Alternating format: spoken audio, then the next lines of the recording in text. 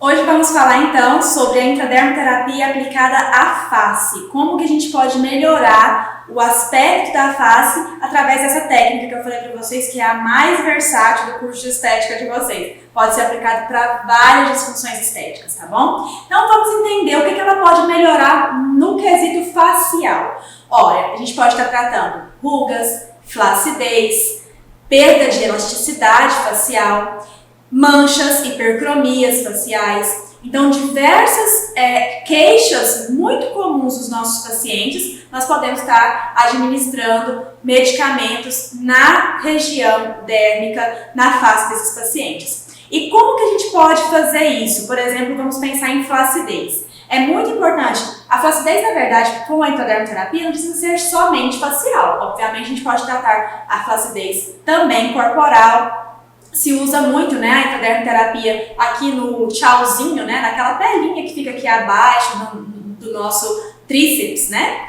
Também muito utilizado para intercoxas aqui, né, próximo da região de quadríceps também. Então, todas essas regiões podem ser, sim, administradas técnicas com a intradermoterapia. O que vai depender é o fármaco que você vai usar e a técnica que você vai utilizar para poder entregar esse medicamento nessa região, produzir mais colágeno, produzir mais elastina e estimular essa pele.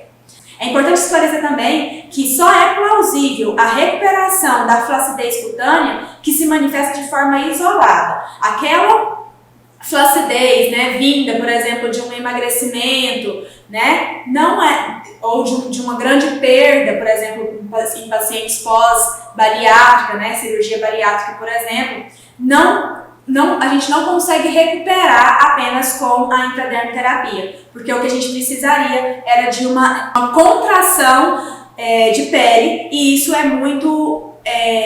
uma expectativa muito alta para a intradermoterapia. Mas aquela flacidez de pele facial é sim possível fazer uma melhora considerável com a intradermoterapia. Por exemplo, causado pelo envelhecimento cutâneo, né, que é uma forma aí de flacidez cutânea bastante simples para recuperação. Quando ocorrer a flacidez associada à gordura localizada, né, por exemplo, a lipodistrofia ginoide, né, ela não deve ser o foco do tratamento mesoterápico, porque a mesoterapia ela não vai conseguir produzir colágeno suficiente para essa contração de pele tão importante, né, que às vezes é até indicativo de procedimentos cirúrgicos.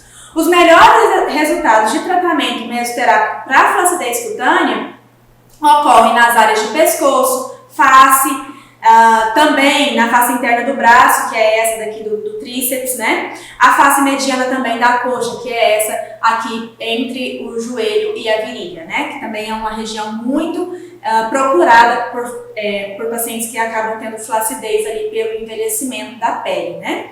O método manual é mais usado para aplicação facial, por se tratar de uma forma mais delicada de se aplicar esse medicamento.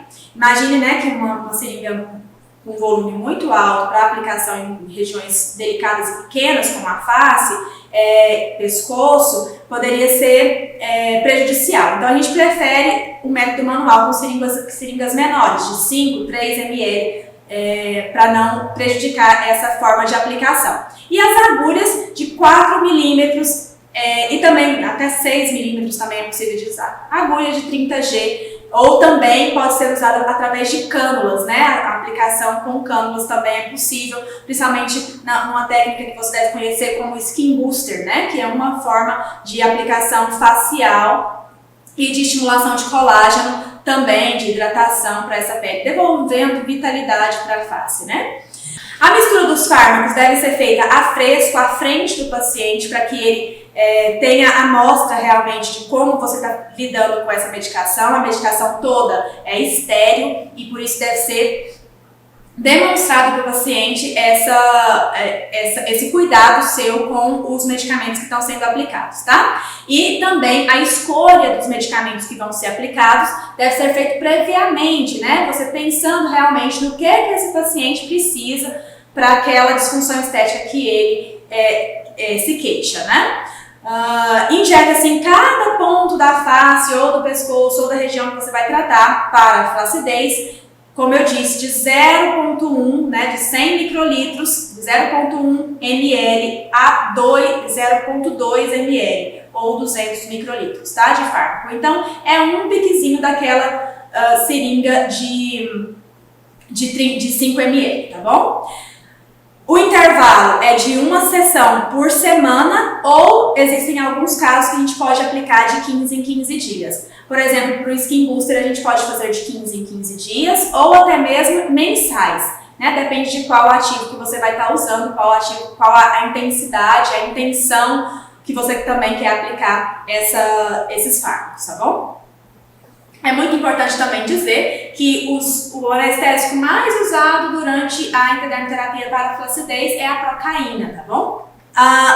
Quais são os fármacos que a gente costuma usar? Primeiro, a vitamina C. A vitamina C também é muito conhecida, né, por ser um excelente antioxidante, por estimular a produção de colágeno, por proteger a pele contra a formação de manchas, né, e também melhora a vitalidade da pele, hidrata essa pele, né? Então, esses fatores todos, né, estão relacionados com a propriedade da vitamina C em converter a prolina e lisina em um pró-colágeno. Então, na verdade, ela é um cofator da conversão desses aminoácidos em uma proteína grandona chamada de colágeno, né, que dá essa firmeza para a pele, esse aspecto de jovialidade.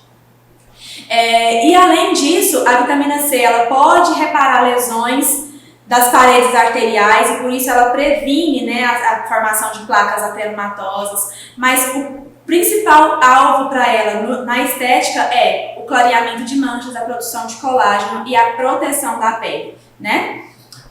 Também ela reestrutura as fibras da pele que estão danificadas, por exemplo, as fibras de colágeno, as fibras de elastina, e por isso diminui a flacidez tecidual.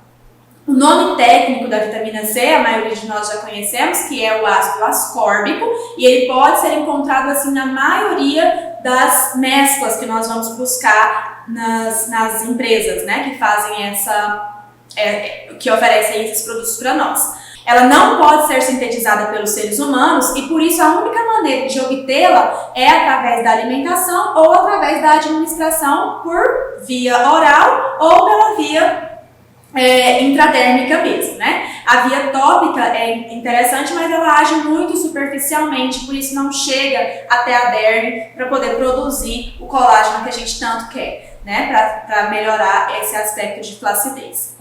Outro ativo que nós costumamos usar muito também na intradermoterapia para a flacidez tecidual é o piruvato sódico, ou também chamado de piruvato de sódio. Ele estimula o metabolismo aeróbico e aumenta o potencial de membrana mitocondrial.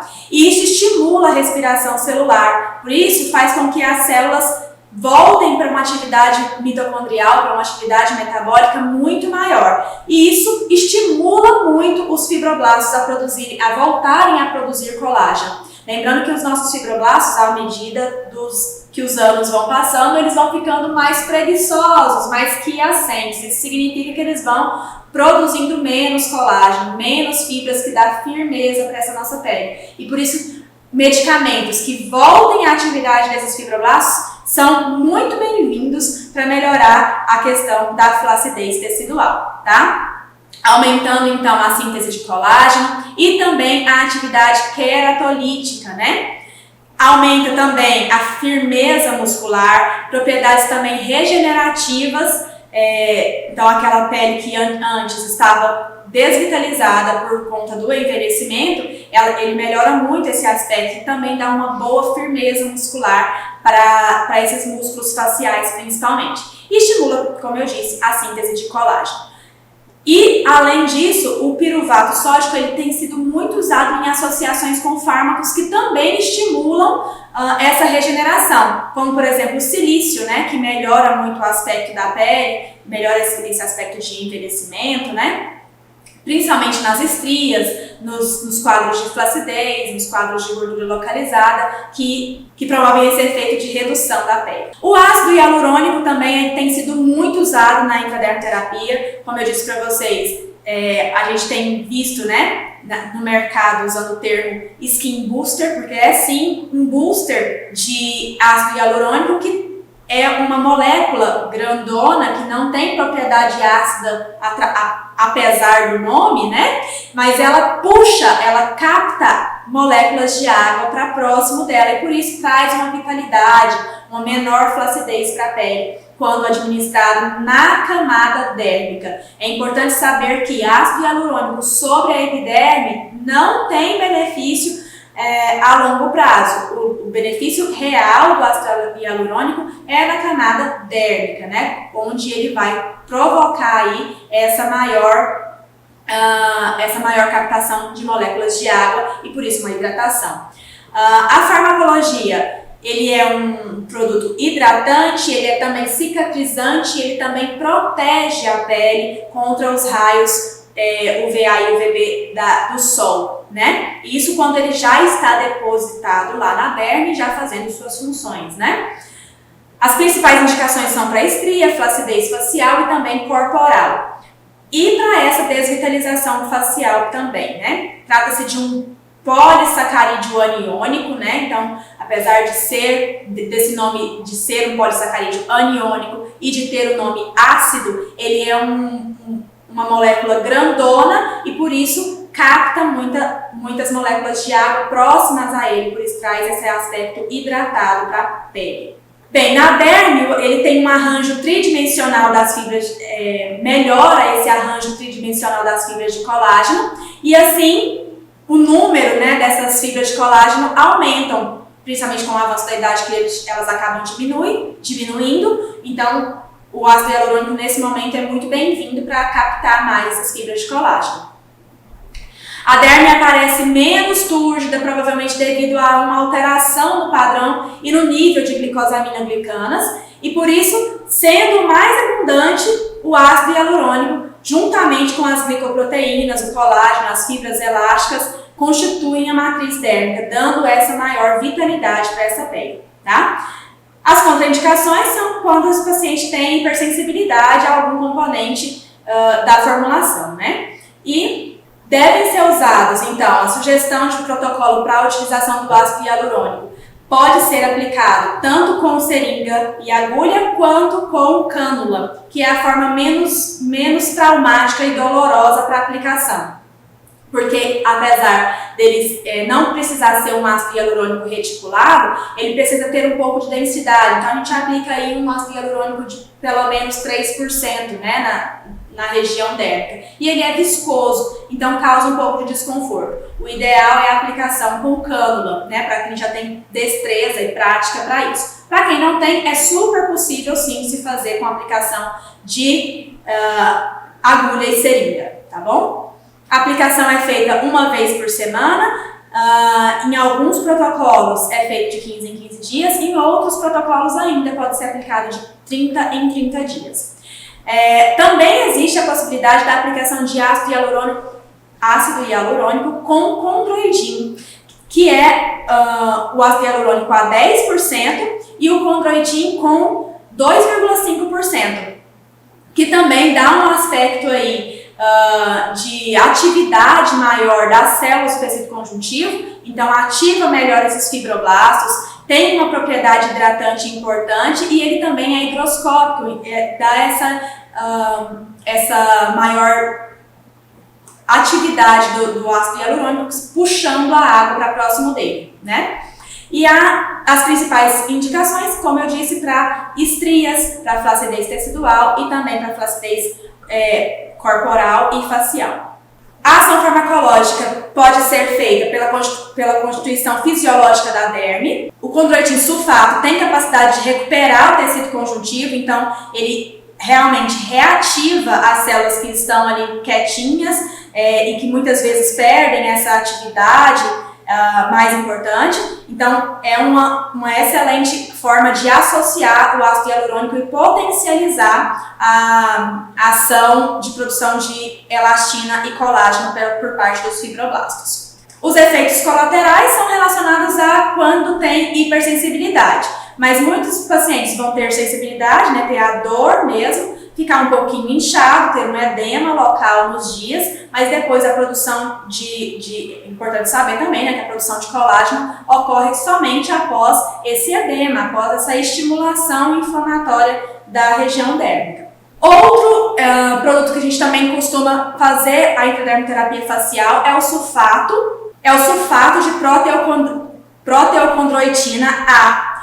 O proteoglicano é um dos principais componentes dessa formulação e ele fica ali na região dérmica. E isso aumenta também a hidratação, a restituição da elasticidade, o aumento do turgor da pele, então dá aquela impressão de que a pele está mais hidratada. E a síntese de colágeno, inibição de enzimas hialuronidase, como vocês sabem, a hialuronidase ela tem a propriedade de quebrar as células de ácido, as moléculas de ácido hialurônico, e por isso, quando a gente tem uma inibição dessas enzimas, a gente tem um maior aporte de ácido hialurônico na pele, que são naturais da nossa pele, né? Então, ela inibe essas enzimas também. Outro produto muito importante também é o DMAI, o dimetilamina-etanol. É encontrado principalmente em peixes, como o salmão, a sardinha, a anchova, mas ele foi descoberto principalmente pela atividade, né, dele nos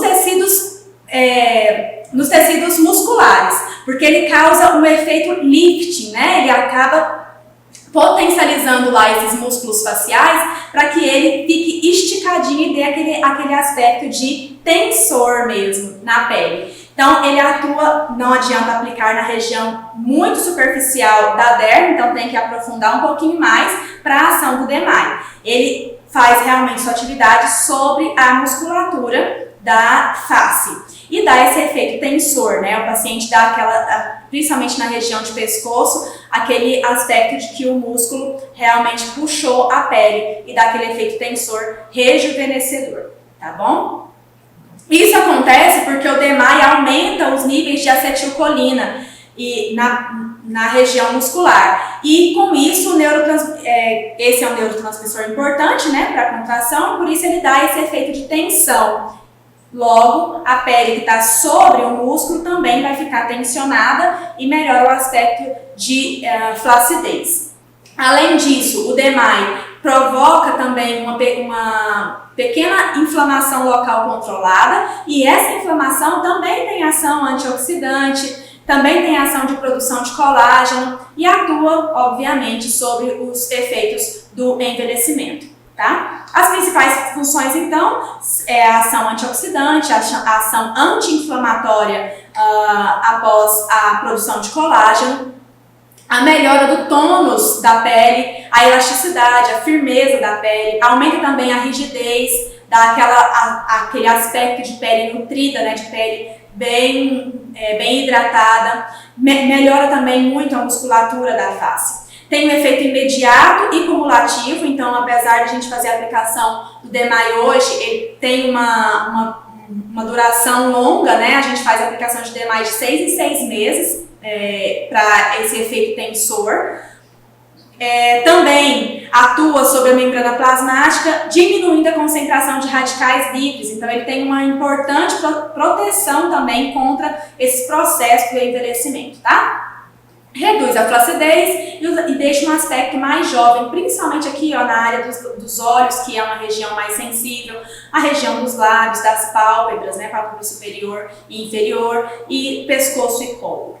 Também o ácido alfa-lipoico também é um importante antioxidante, né? Ele tem uma atividade antioxidante muito importante, prevenindo aí dos radicais livres, ajudam aí a potencializar a ação do nosso protetor solar, ajudam aí a potencializar a ação da vitamina C, da vitamina E, junto com outros antioxidantes, promovem esse efeito rejuvenescedor para a pele.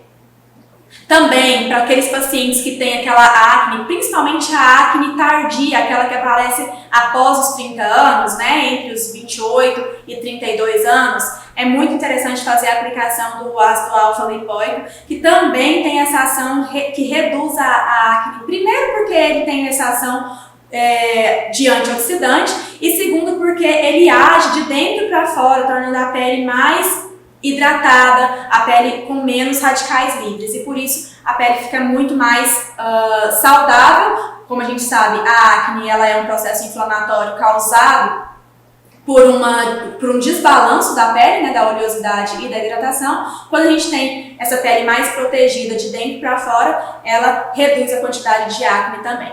Aplicando em áreas mais afetadas, ele também pode regenerar o tecido. Então, como ele também é um anti-inflamatório importante, o ácido alfa-lipoico, ele também diminui a questão da inflamação da pele.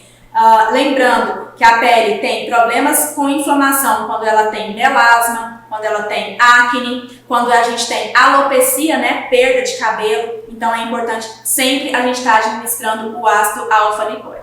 E sobre a intradermoterapia para as hipercromias, agora especificamente para as manchas de pele. A gente pode usar tanto o ácido alfa-lipoico que eu falei agora há pouco, quanto também o ácido tranexâmico. Existe um trabalho muito bonito, eu vou deixar disponível para vocês, mostrando a associação também do ácido tranexâmico com a vitamina C, que também, quando aplicadas pela intradermoterapia, melhoram muito o aspecto tanto de rejuvenescimento quanto de melasma.